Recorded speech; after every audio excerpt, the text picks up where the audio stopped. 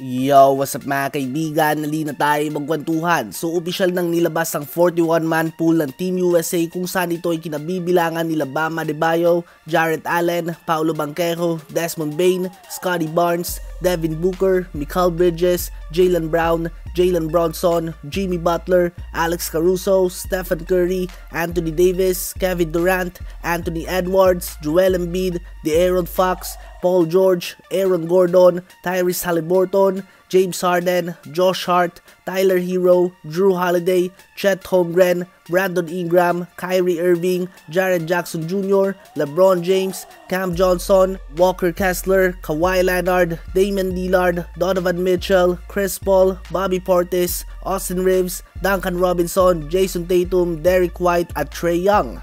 Ilan nga sa mga pangalan na wala sa listahan na ito na inakalan ng madami na mapapasama ay sila LaMelo Ball, Draymond Green, Klay Thompson, DeMar DeRozan, Zach LaVine, Darius Garland, Ja Morant, Zion Williamson at iba pa.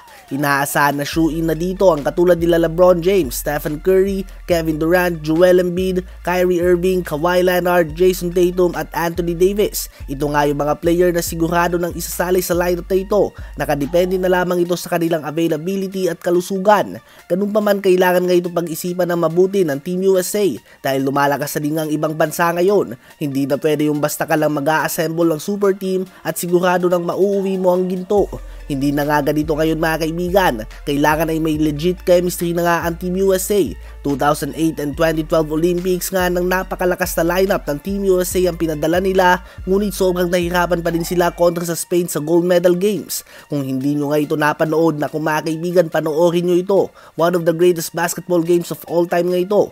Kayo mga kaibigan, base sa binigay na 41-man pool ng Team USA, sino ba para sa inyo ang deserving na mapasama sa Final 12? Habang nakumpleto naman kanina ang trade ng Miami Heat at ng Charlotte Hornets kung saan mapupunta na si Terry Rozier sa Heat at mapupunta naman si Kyle Lowry at isang 2027 first round pick sa Charlotte Hornets. As of now ay hindi pa natin tiyak kung automatic bang papasok si Rozier sa Heat bilang starter o sa kanya may bibigay ang 6-man role. Si Rozier nga isang scoring machine. Napakaganda nga ng pinapakita niya ngayong season. Nagtatala siya ng 23.2 points, 4 rebounds and 6.6 assists per game, habang si Kyle Lowry naman ay most likely nga hindi magtatagal sa rebuilding Hornets dahil alanganin nga ang edad niya dito. Kaya naman inaasahan na sasailalim siya sa buyout at kukunin siya ng ibang teams. Ngunit under the new CBA rules ng NBA, bawal nga siya kunin ng mga contender teams sa tulad ng Denver Nuggets, Phoenix Suns, Milwaukee Bucks at Boston Celtics sa buyout market dahil nag-exceed nga ang kanyang current contract sa mid-level exception.